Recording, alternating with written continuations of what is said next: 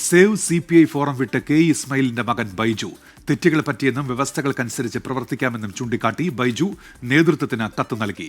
ശ്രീജിത്ത് ശ്രീകുമാറിനുണ്ട് പാലക്കാട് നിന്ന്. ശ്രീജിത്ത്, എന്തൊക്കെ കാര്യങ്ങളാണ് കത്തിൽ വ്യക്തമാക്കുന്നത്? ഏതാണ്ട് ഒരു കൊല്ലം മുൻപ് CPIയുടെ വടക്കഞ്ചേരിയിലെ സമ്മേളനവുമായി ബന്ധപ്പെട്ട നടപടിക്രമങ്ങൾക്കിടെയാണ് ബൈജു പാർട്ടിയിൽ നിന്ന് പുറത്താകുന്നത്. കെ ഇസ്മായിലിന്റെ മകനാണ്.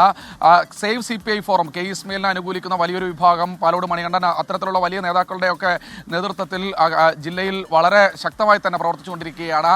ഈ സമയത്താണ് ഇപ്പോൾ ഏറ്റവും ഒടുവിൽ കഴിഞ്ഞ ദിവസം CPIയുടെ സംസ്ഥാന സെക്രട്ടറി ബിനോയ് വിശ്വം അടക്കം ജില്ലയിലേക്ക് എത്തുന്ന ഒരു സാഹചര്യമുണ്ടായി. ഇവിടെ ഒരു പരിപാടി, പി ബാലേന്ദ്രമേനോന്റെ ഒരു പരിപാടിയിൽ പങ്കെടുക്കാൻ, അദ്ദേഹത്തിന്റെ ആത്മകഥ പുസ്തക പ്രകാശനത്തിന് വേണ്ടി പങ്കെടുക്കാനൊക്കെയായി അദ്ദേഹം ഇവിടെ വന്നിരുന്നു.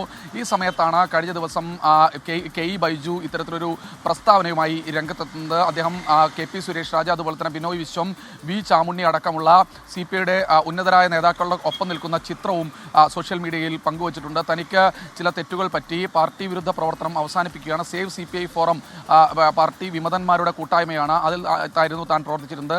അത് വിട്ട് പാർട്ടിയുമായി ചേർന്ന് പ്രവർത്തിക്കാൻ തീരുമാനിച്ചിരിക്കുന്നുവെന്നാണ് മുതിർന്ന നേതാവ് കെ ഇസ്മായിലിന്റെ മകൻ ഇപ്പോൾ വ്യക്തമാക്കിയിരിക്കുന്നത്.